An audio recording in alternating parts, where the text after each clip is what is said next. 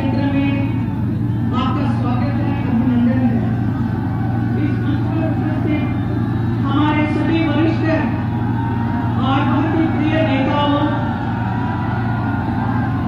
और कार्यकर्ताओं और इस माठ विधानसभा में आए हुए आप सभी प्यारे भाइयों बहनों और मेरे प्रिय ब्रजवासियों, आप सबको मेरा प्रणाम। हमारे विधानसभा के इस बार प्रत्याशी मेरे छोटे भाई राजेश चौधरी प्रत्याशी बनकर आए हैं आज, जिन्होंने इस माठ सभा में बहुत काम किया है। मैं जब से यहाँ पे सांसद बनी हूँ, मैं देखती आ रही हूँ, हमेशा काम पे जुटे रहते थे। कई जगह रोड बनाए आप लोगों के लिए और बहुत सारे लाइट लगवाए हैं। जो जो जरूरतें आपकी चाहिए थी वो सारा चीज राजेश चौधरी करके आए हैं और मैं बहुत ही चाहती हूँ कि वो इस बार यहाँ माठ सभा में माठ क्षेत्र में जीतकर आप सबका काम आगे भी करते रहे। ये चुनाव जो है ये उत्तर प्रदेश का भविष्य का है, जहाँ पे हम सब ये सरकार सबका साथ, सबका विकास के साथ, सबके प्रयास और सबके विश्वास के साथ काम करती आ रही है।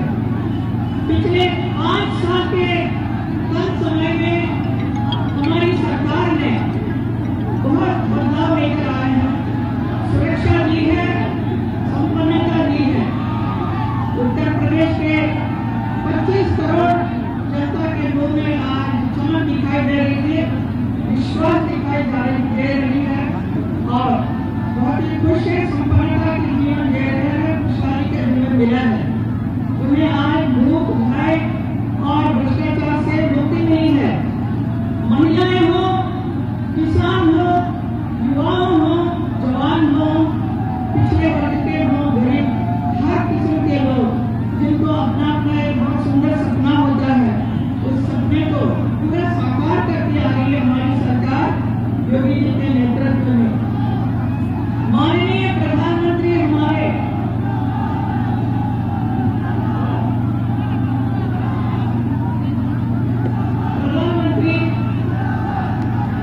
पूरे देश को बदलाव लेकर आ रहे हैं, एक आधुनिक भारत दे रहे हैं और उनके साथ हमारे मोदी जी पूरे उत्तर प्रदेश में बदलाव लेकर आ रहे हैं। ये बहुत ही खुशी की बात है, इसलिए ये बदलाव, ये विकास जो चल रहा है हमेशा चलते रहे। मथुरा में भी विकास हो रही है, बहुत हो रही है, सब खुशहाली के जीवन जी रहे हैं।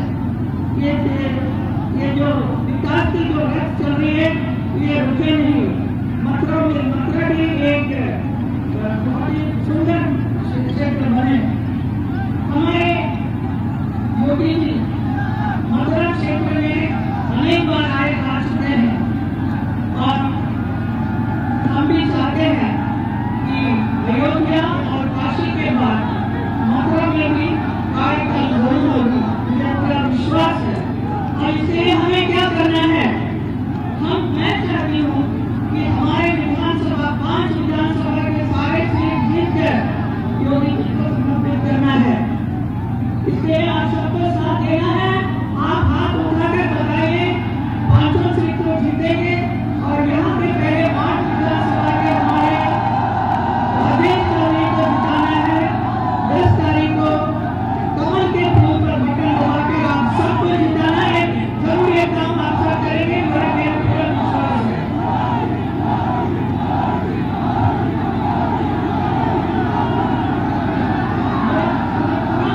हमारे माठ की जनता हमारी बात जरूर मानेंगे। भारत माता की, भारत माता की जय हिंद।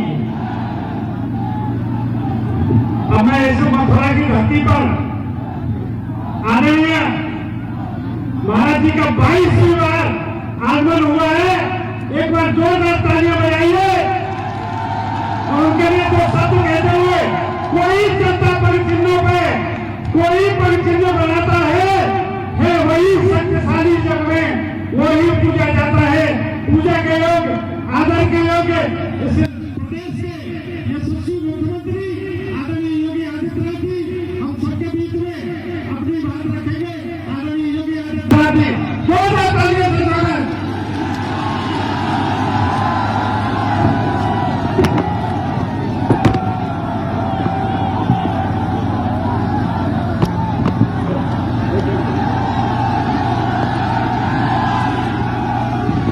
इस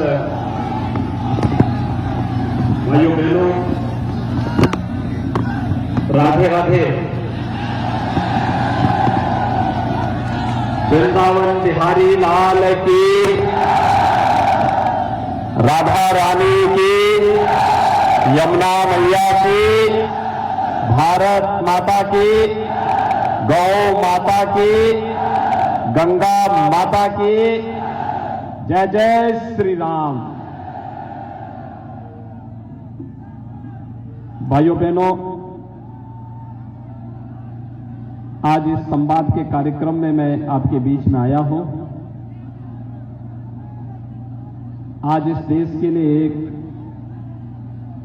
बहुत ही दुखद समाचार है।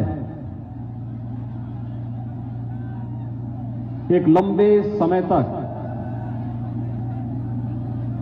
जिन्होंने अपनी मधुर आवाज से भारत के संगीत को वैश्विक मंच पर एक स्थान दिलाया,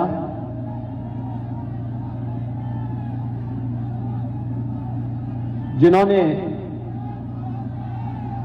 भारत की संस्कृति और शास्त्रीय परंपरा का अनुपालन करते हुए अपना पूरा जीवन संस्कृति और संगीत के लिए समर्पित किया, ऐसे भारत रत्न लता मंगेशकर जी हमारे बीच में नहीं रही।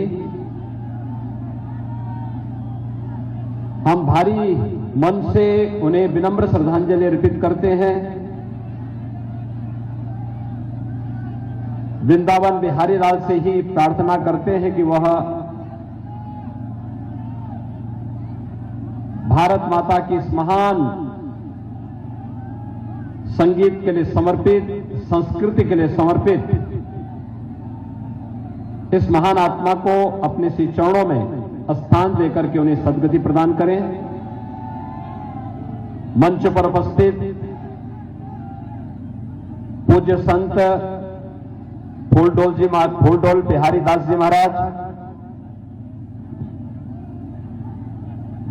पूज्य संत डॉक्टर रामकमल दास वेदांती जी महाराज,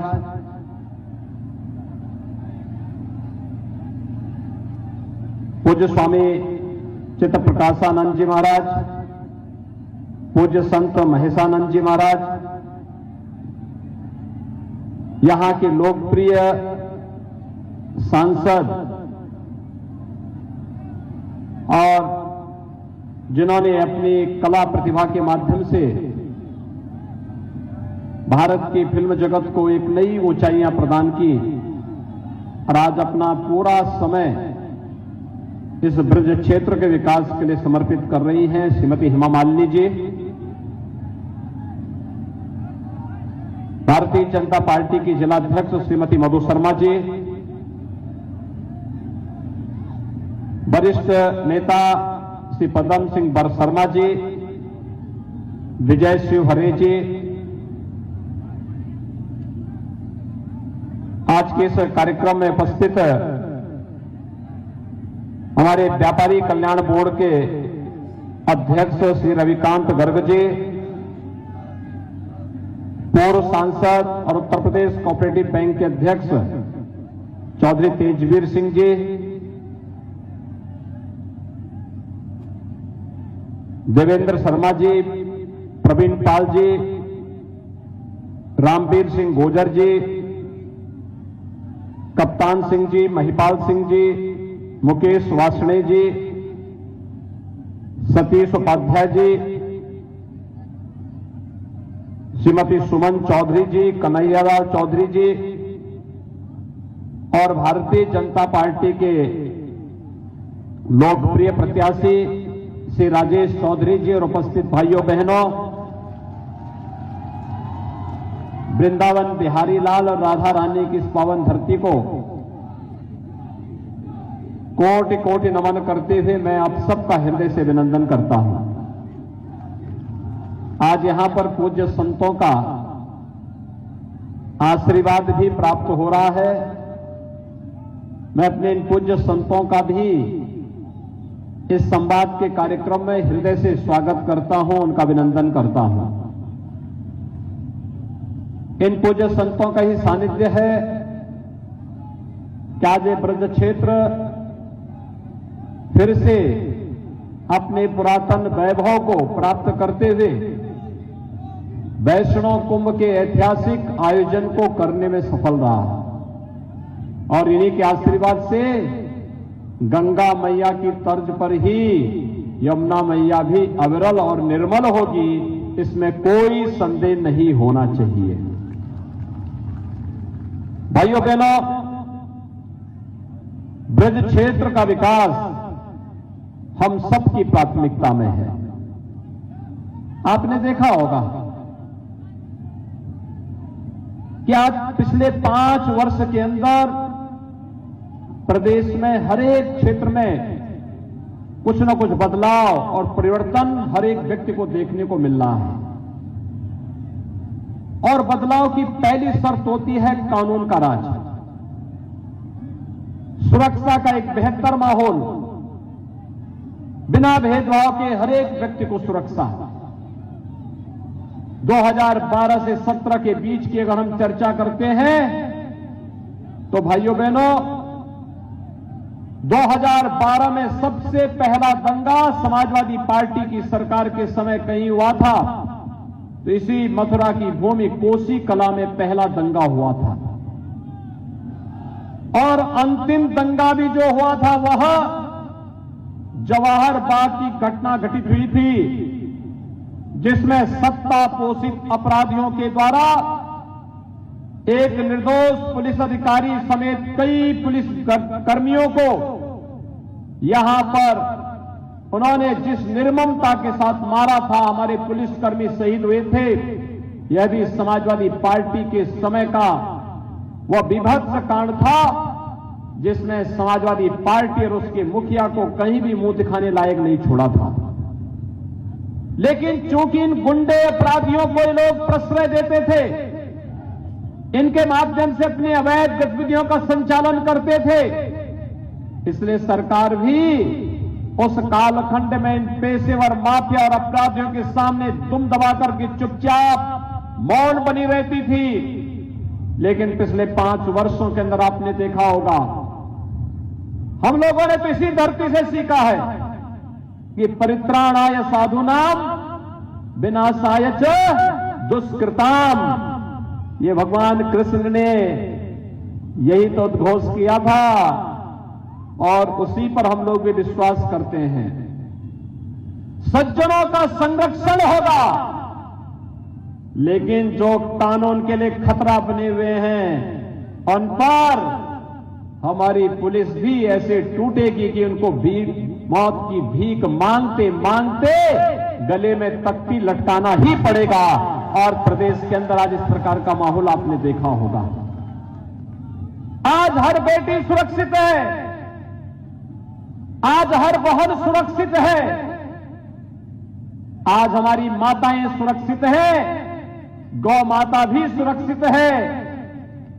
गंगा मैया फिर से अविरल और निर्मलता के साथ भव्य और दिव्य कुंभ का आयोजन कराती है। और मां यमुना फिर से पुकार करके कह रहे हैं कि गंगा की तर्ज पर मैं भी अविरल और निर्मल रहूंगी, क्योंकि डबल इंजन की भारतीय जनता पार्टी की जो सरकार है। भाइयों बहनों, एक तरफ सुरक्षा का वातावरण, क्या ये 2017 के पहले था? क्या पिछली सरकारें सुरक्षा दे पाती थी? अगर वे सुरक्षा देती तो फिर कोसी कला का दंगा नहीं होता। अगर वह सुरक्षा दे पाती तो जवाहर बाग की घटना नहीं घट होती, आगरा का उपद्रव नहीं होता, बुलंदशहर का उपद्रव नहीं होता, अराजकता नहीं फैलती, अव्यवस्था नहीं फैलती। मुजफ्फरनगर में गढ़ और सचिन जैसे निर्दोष नौजवान बहन की रक्षा करते करते अपने आप को बलिदान नहीं कर पाते। लेकिन भाइयों बहनों, पिछली सरकारों के एजेंडे में सुरक्षा कहीं थी ही नहीं। सुरक्षा उनके एजेंडे में थी ही नहीं, क्योंकि सुरक्षा के लिए खतरा कोई और नहीं, वे स्वयं ही खतरे बने हुए थे। स्वयं ही खतरे बने हुए थे। और इसीलिए तो पिछली सरकार के समय में कोई प्रदेश में आना नहीं चाहता था। शाम को 5 बजने के बाद व्यापारी अपना प्रतिष्ठान बंद कर देता था। बेटियां स्कूल नहीं जा पाती थी, बाजार करने के लिए महिलाएं नहीं निकल पाती थी। जो व्यक्ति घर से निकल गया उसको पता ही नहीं होता था कि वापस वो अपने घर में वापस आ पाएगा कि नहीं आ पाएगा। ये अराजकता का तांडव था प्रदेश के अंदर। लेकिन भाइयों बहनों, 2017 के बाद परिवर्तन आया है। आज तो विकास की बहार भी बढ़ रही है, सुरक्षा चौओर दिखाई देती है, हर एक व्यक्ति अपने को सुरक्षित महसूस करता है। समाजवादी पार्टी की सरकार के समय में 700 बड़े दंगे हुए हैं प्रदेश में, और भारतीय जनता पार्टी की डबल इंजन की सरकार के समय 5 वर्ष में एक भी दंगा उत्तर प्रदेश के अंदर नहीं होता है। यह आपके सामने उदाहरण है। कुंभ का आयोजन करने का अवसर सपा को भी मिला, बसपा को भी मिला, भाजपा को भी मिला। समाजवादी पार्टी के समय में 2007 में कुंभ का आयोजन गंदगी और अराजकता का कारण बना था। 2013 में समाजवादी पार्टी की सरकार के समय कुंभ का आयोजन भगदड़, अव्यवस्था और गंदगी का कारक बन गया था। लेकिन 2019 में प्रयागराज का कुंभ भव्य कुंभ और दिव्य कुंभ के रूप में वैश्विक मंच पर छा गया। हमें अवसर मिला, हमने करके दिखा दिया। उन्हें अवसर मिला था, उन लोगों ने मौके से चूक गए। वे राम का विरोध करते थे, श्री कृष्ण का विरोध करते थे, हिंदू देवी देवताओं के प्रति अपमानजनक टिप्पणी करते थे। आज तो अयोध्या का भी विकास हो रहा है, काशी का भी विकास हो रहा है, और ब्रज क्षेत्र के विकास के लिए ब्रज तीर्थ विकास परिषद का गठन करके सरकार पहले ही अपनी मंशा को स्पष्ट कर चुकी है कि ब्रज क्षेत्र को कोई वंचित नहीं कर सकता। विकास के कार्यों के माध्यम से समग्र विकास की प्रक्रिया के साथ हम पूज्य संतों के सानिध्य में इसे आगे बढ़ा करके ही रहेंगे। सरकार उस दिशा में कार्य कर रही है। भाइयों बहनों, पिछले 5 साल में हमारी सरकार ने 700 से अधिक तीर्थों और मंदिरों का पुनरुद्धार का कार्य किया है। समाजवादी पार्टी की सरकार का कोई विकास आपको नहीं दिखाई देता है। उनका एक ही विकास दिखाई देता है, उनका विकास कब्रिस्तान की बाउंड्री वाल तक है। कब्रिस्तान की बाउंड्री वाल के बाहर समाजवादी पार्टी का विकास नहीं है, कहीं नहीं विकास है। और उनसे जैसी सोच होगी वे तो काम करेंगे। आज जब चुनाव आ गए हैं, आपने देखा होगा चुनाव कोरोना महामारी के दौरान हो रहा है। ये कोरोना महामारी दुनिया के अंदर फैली है, लेकिन भारत के अंदर प्रधानमंत्री मोदी जी के नेतृत्व में कोविड प्रबंधन का कार्य जिस कुशलता के साथ आगे बढ़ा है, जीवन भी बचाना है, जीविका को भी बचाना है, हर एक व्यक्ति का ख्याल रखना है, और एक कार्यक्रम जिस कुशलता के साथ आगे बढ़ा है, फ्री में टेस्ट, फ्री में उपचार, फ्री में वैक्सीन। कितने लोगों ने वैक्सीन ली है यहां पर? कितने लोगों ने लिया है? आपने सबने ले लिया? ये तो सब 100% लोगों ने वैक्सीन ले ली है। और मैं मानता हूं मथुरा के भी सभी 100% लोगों ने पहली डोज तो ले ही ली है, ले ली है ना, और दूसरी डोज भी लगभग 72% लोगों ने ले ली है। तो वैक्सीन का विरोध करने वाले लोग कहां जाएंगे? अब जो लोग कहते थे ये वैक्सीन मोदी वैक्सीन है, जो ये लोग कहते थे कि ये वैक्सीन भाजपा वैक्सीन है, जय भाजपा वैक्सीन और मोदी वैक्सीन ही जनता जनार्दन की जान को बचा रही है, तो भाइयों बहनों वोट भी तो वहीं जाएगा जो बचाएगा। आप मानते हैं ना? आप मानते हैं? तो जो लोग वैक्सीन का विरोध कर रहे थे उनके मुंह पे तमाचा मारेंगे, बताएंगे। और सपा की सरकार में लोग भूख से मरते थे, यहां तो डबल इंजन की सरकार है, डबल डोज राशन की मिल रही कि नहीं मिल रही है? मिल रहा है ना। ये जो विकास है, ये जो राशन है, ये जो दवा का पैसा है, ये पहले भी थी सरकारें दे सकती थी, लेकिन पहले का पैसा भाइयों बहनों ये इत्र वाले मित्र के घर में चला जाता था। और इसीलिए तो इत्र वाले मित्र को बचाने के लिए सपा बसपा की संवेदना गरीब के लिए नहीं, दलित के लिए नहीं, वंचित के लिए नहीं, महिलाओं की सुरक्षा के लिए नहीं, अन्नदाता किसानों के लिए नहीं, उनकी संवेदना इत्र वाले मित्र के लिए जरूर फूट पड़ती है। कहते हैं क्यों बुलडोजर चला रहे हैं? हमने कहा देखो, बुलडोजर और विकास एक साथ चलेगा। एक हाथ से विकास होगा और दूसरी तरफ जिन्होंने गरीबों का पैसा लूटा है, विकास का पैसा लूट करके मां लक्ष्मी को आरसीसी की दीवारों में कैद करके रखा है, वहां पर हमारा बुलडोजर स्वयं जाएगा और बुलडोजर दीवारों को तोड़ करके मां लक्ष्मी को फिर से सबकी ऐश्वर्य और खुशहाली के लिए एक बार फिर से प्रदेश के अंदर और देश के अंदर लाने का कार्य करेगा। आज विकास हो रहा है ना, ये विकास, ये वही पैसा है जो पिछली सरकार के समय लूट करके तिजोरियों में बंद कर दिया जाता था। अन्नदाता किसान को कुछ नहीं मिलता था, न उपज का दाम, न गन्ना किसानों को गन्ना मूल्य का भुगतान ही हो पाता था, न वृद्धजनों को पेंशन मिलती थी, न विधवा महिलाओं को पेंशन, न दिव्यांगजनों को पेंशन। ये जो पेंशन की राशि थी, छोटी राशि थी, सपा सरकार ने बंद कर दी थी। इस राशि को उन्होंने समाजवादी पार्टी के पदाधिकारियों को बंदर बांट कर दिया था। हमारी सरकार आई, वर्तमान में 1 करोड़ वृद्धजन, विधवा महिलाएं और दिव्यांगजनों को 12,000 रुपए सालाना हम पेंशन की सुविधा उपलब्ध करा रहे हैं। 12,000 रुपए। यह हम कोई उपकार नहीं कर रहे हैं, ये तो त्वदीयम वस्तु गोविंद तुभ्यमेव समर्पये के भाव के साथ किया जाने वाला समर्पण है। जनता जनार्दन ने आशीर्वाद दिया, सरकार ने अपने राजस्व को बढ़ाया, बेईमानी और भ्रष्टाचार को रोका, सुरक्षा का वातावरण दिया, तो जरूरतमंदों की सहायता के लिए सरकार हमेशा उसके साथ खड़ी है। भाइयों बहनों, इसीलिए आज हम आपके बीच आए हैं। हम इसीलिए आए हैं, अन्नदाता किसान के उत्थान का काम भी भारतीय जनता पार्टी की डबल इंजन की सरकार ने किया है और भारतीय जनता पार्टी आज इसी विश्वास के साथ आपके बीच आई है।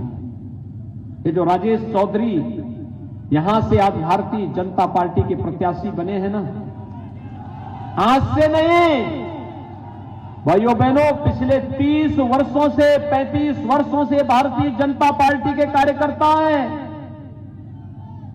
याद करिए 1990 के दशक की घटना, जब कश्मीर से कश्मीरी पंडित भगाए जा रहे थे।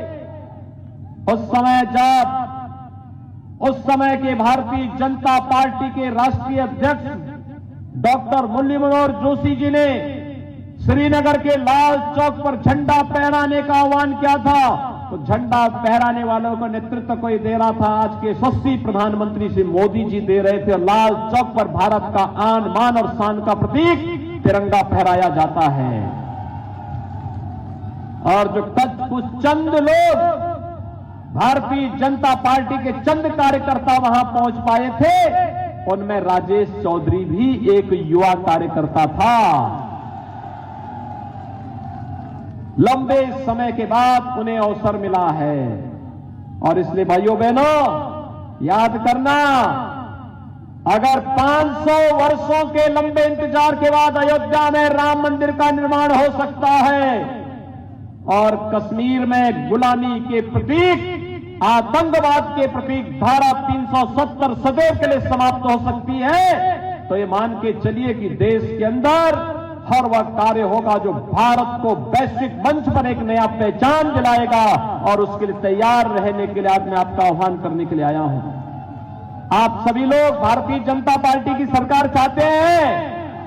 सभी लोग इधर इधर इधर इधर इधर सभी लोग बताइए, सभी लोग तैयार हैं? सभी लोग राजेश चौधरी को भारी मतों से चुनाव जीत बना करके भेजेंगे।